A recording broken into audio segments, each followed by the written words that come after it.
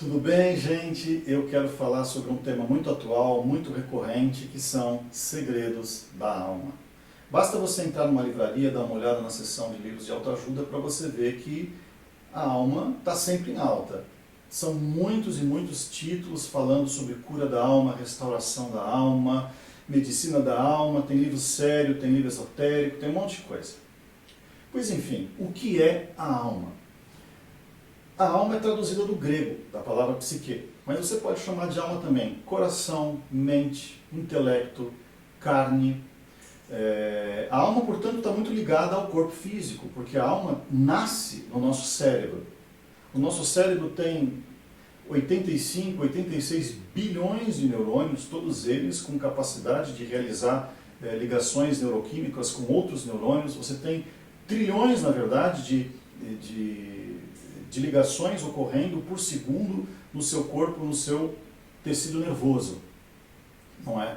E o cérebro é responsável por tudo no nosso corpo. O cérebro coordena os músculos, o cérebro coordena as vontades, o cérebro é responsável pelo batimento cardíaco, é responsável por analisar os sons que você ouve, os cheiros, os odores, os sabores, as imagens que você vê através do seu globo ocular, o cérebro processa, e tudo isso vai gerando emoções. Através dos sentidos você interage com o meio ambiente. O seu cérebro está em funcionamento desde antes de você nascer, desde que o tecido nervoso está pronto ainda no útero da mãe. E você é fruto da história que você viveu, dos impulsos que você recebeu ao longo da sua vida, sabe? Então, a sua memória, o seu intelecto, as coisas que você sabe, o seu conhecimento todo, os seus desejos e anseios estão todos ligados à sua alma. Então, vamos ver o que a palavra diz a respeito disso. Vamos lá em João 12, de 24 a 27. Jesus diz assim: na verdade vos digo, que se o grão de trigo caindo na terra não morrer, fica ele só. Mas se morrer, dá muito fruto. Quem ama a sua vida, perdê-la-á. E quem neste mundo aborrece a sua vida, guardá-la-á para a vida eterna. Se alguém me serve, siga-me, e onde eu estiver, ali estará também o meu servo. Eu queria primeiro destacar o seguinte: esse texto, a palavra vida, no original grego, é psique. Está falando de alma. E a palavra odiar ou aborrecer, em algumas traduções, é o verbo misan, de onde vem a palavra misantropia, que não é propriamente ódio, uma algeriza ou coisa assim, é desconfiança. Então, por que Jesus estaria nos ensinando a desconfiar da nossa alma? Vamos lá. A alma pode ser enganada. Você já levou bolo de alguém? Você já foi traído? Já mentiram para você e você acreditou? Olha só o que a palavra de Deus diz em 1 Coríntios 3,18. Ninguém se engane a si mesmo. Se alguém dentre vós se tem por sábio neste mundo, faça-se louco para ser sábio. Olha, uma coisa é ser enganado por alguém, outra coisa é quando você se engana. Quando você acha que consegue lidar com uma determinada situação e na verdade não consegue. Eu acho que eu consigo passar pela mesa daquele bar e não beber nenhuma coisinha. Se você for alcoólatra e tudo mais, você está se enganando, você vai entrar numa tremenda de uma roubada por causa disso. Então, a alma pode ser enganada. A alma também pode enganar. 1 Timóteo 4, 1 e 2 diz assim: mas o Espírito expressamente diz que nos últimos tempos apostatarão alguns da fé, dando ouvidos a espíritos enganadores e a doutrinas de demônios, pela hipocrisia de homens que falam mentiras, tendo cauterizado a sua própria consciência.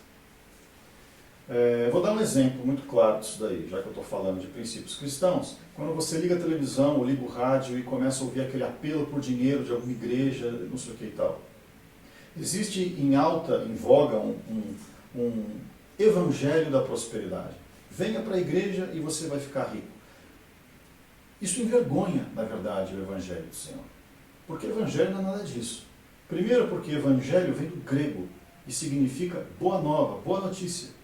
Qual é a boa notícia? Que você vai ficar rico porque veio para a igreja? Não, essa não é a boa notícia. A boa notícia é que Jesus veio para morrer no seu lugar e ressuscitou ao terceiro dia. Você não precisa mais viver com a sua alma angustiada, porque a culpa que estava sobre você está sobre ele. Essa é a boa nova. Isso é evangelho. O evangelho da prosperidade é um evangelho falso. Tá certo? Portanto, se você acreditar nisso, e muita gente acredita nisso, você está sendo enganado. A alma também pode ser dissimulada. Então, ó, liga no horário político e você vai ver um monte de político sendo dissimulado, prometendo coisas que não pretende cumprir, dizendo que não fará coisas que depois fará com certeza, não é? Olha a política no Brasil que está acontecendo. Isso é fruto de quê? Da dissimulação, e a dissimulação nasce na alma. A alma também pode afetar os outros. Olha só o que diz Provérbios 27:4. Cruel é o furor, e impetuosa a ira, mas quem parará perante a inveja? Sabe, você pode ficar extremamente irado hoje, você pode descarregar nos seus filhos, na sua mulher, no seu cachorro, tá certo? Você vai dormir, você vai comer, você vai descansar, você vai acordar melhor amanhã, você pode refletir a respeito daquilo que você fez, das reações que você teve e pedir perdão. Você pode se arrepender, você pode se retratar do que você fez, não é? Mas e a inveja? A inveja destrói, principalmente o próprio invejoso. E a inveja interfere na vida em todos ao redor. Então, pegar um exemplo de família. Tem a menina que tem inveja da irmã que é mais bonita. Tem o menino que tem inveja do coleguinha na escola porque ele joga bola melhor.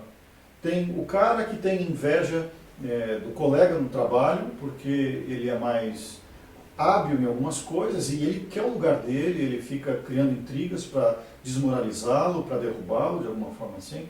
Você pode ter dentro do casamento um marido com inveja da mulher porque ela ganha melhor do que ele. Às vezes isso é motivo para muito divórcio, esse tipo de coisa. Sabe? Então a inveja corrói, a inveja é um mal assim que está dentro de alguém, que está dentro de um determinado ambiente e faz muito mal para todo mundo que estiver lá. Então a pergunta que eu te faço é, existe como Deus agir na sua alma? Olha só o que a Bíblia diz a respeito da carne. E carne aqui, nesse caso, entenda-se por alma.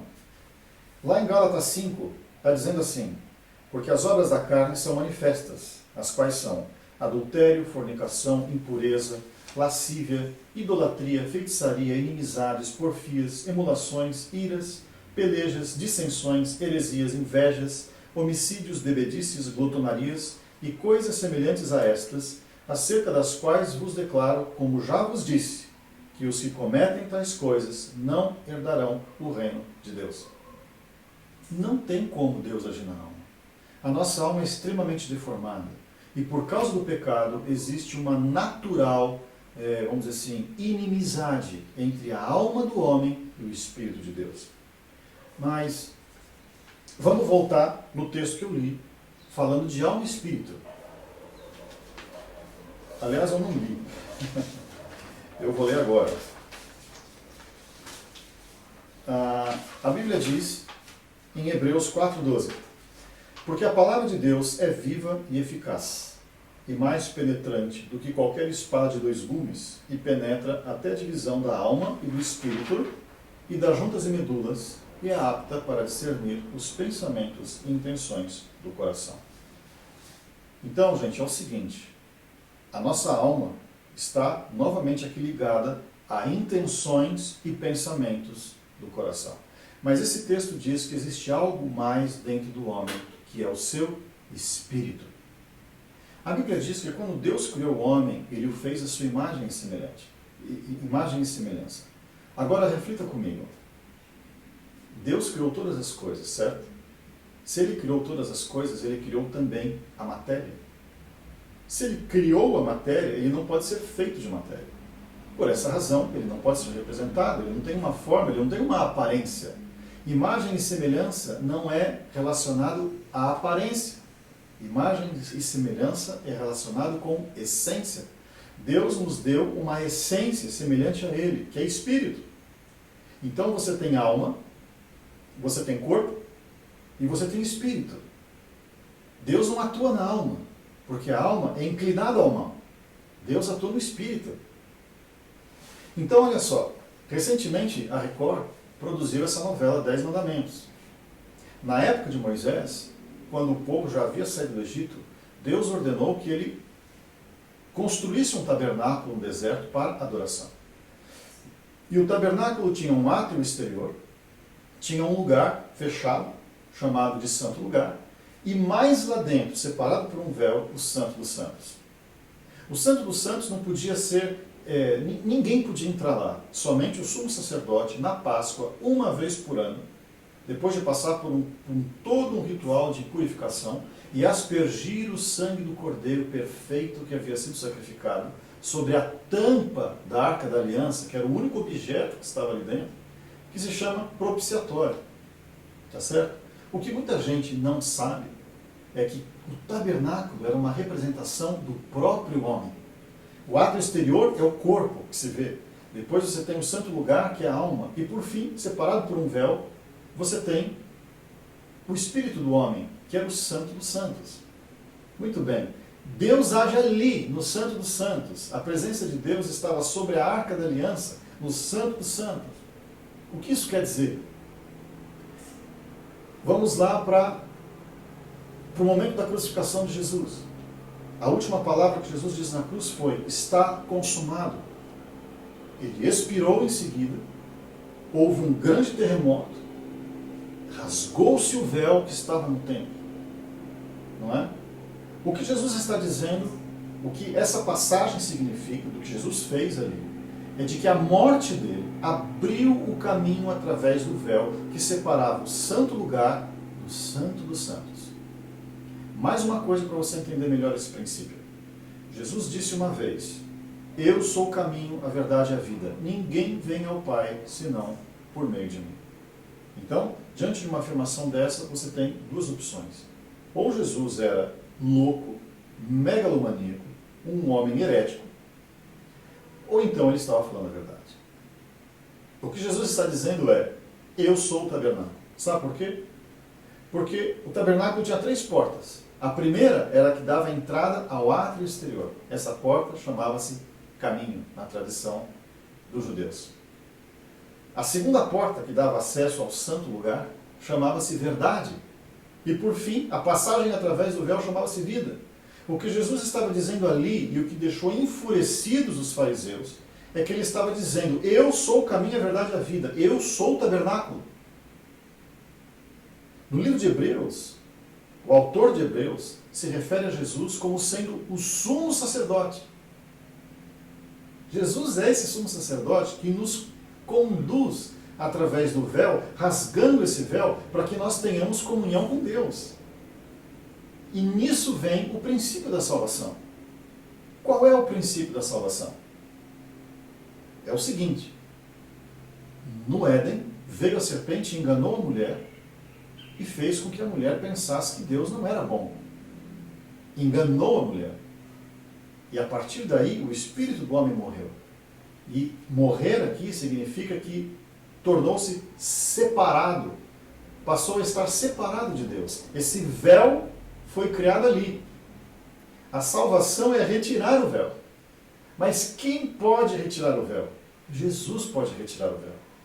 É esse o princípio que você precisa entender. Então, o convite que eu faço a você é: receba Jesus. Sabe, essa ideia de alma e espírito, eu diria como se fosse um ovo. Você não pode comer um ovo sem quebrar a casca. Eu sei que pode ser uma ideia um pouco grotesca, mas dá para ilustrar um pouco a ideia do que eu quero dizer. O que é bom no ovo não é a casca, mas é a gema e a clara. Tá certo? Então, nós precisamos quebrar nossa vontade. Quando Deus diz que quer fazer uma aliança conosco, o que Ele está dizendo basicamente é: eu quero que você diga sim, eu vou dizer sim. É que nem um casamento. Não existe casamento sem que 2 pessoas digam sim no altar. Não é verdade? Não existe aliança sem que ambas as partes concordem. A aliança que Deus quer estabelecer conosco, a nova aliança, que é a boa nova do Evangelho, né? A boa notícia, é de que Deus quer estabelecer conosco uma aliança onde Ele rasgou o véu por meio do seu sacrifício e nos convida agora a ter comunhão com Ele através do Espírito, não mais através da alma. Porque, como eu disse, a alma tem inimizade com Deus, justamente por causa da sua inclinação pelo mal. Então, creia no Senhor. A palavra é bela. Deus é bom e Ele pode restaurar toda a sua vida. Deus te abençoe.